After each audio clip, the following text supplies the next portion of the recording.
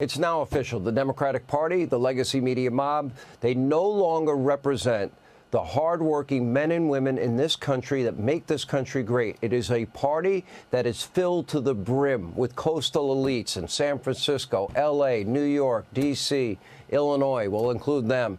And by the way, people that likely never got their hands dirty, have never seen the inside of a factory. Most of them probably don't even know how to use a lawnmower, much less sharpen the blades. But maybe, just maybe, they'd be willing to just, maybe listen to even Biden's Treasury Secretary, Janet Yellen, who had this to say about the impact of tariffs on the American consumer, the opposite of what Democrats are saying now.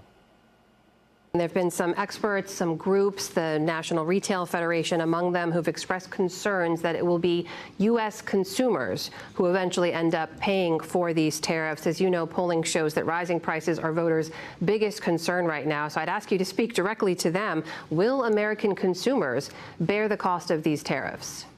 I don't believe that American consumers will see any meaningful increase in the prices that they face.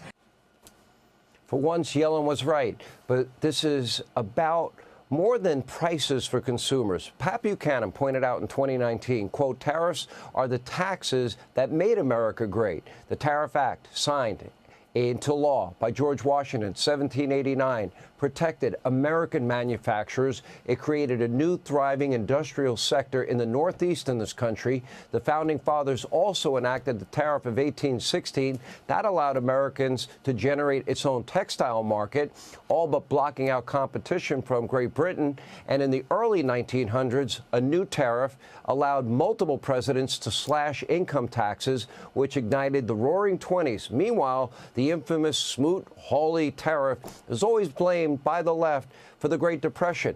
One problem: the stock market crashed well before the tariff became law. And as Buchanan pointed out, mismanagement from the Federal Reserve was the real villain of the Great Depression, and not a tariff that wasn't even in effect. And remember this, according to Buchanan, a tariff is a tax, but its purpose is not just to raise revenue, but to make a nation economically independent of others and to bring its citizens to rely upon each other rather than foreign entities. Let me sum it up. America first. That is exactly why today is Liberation Day.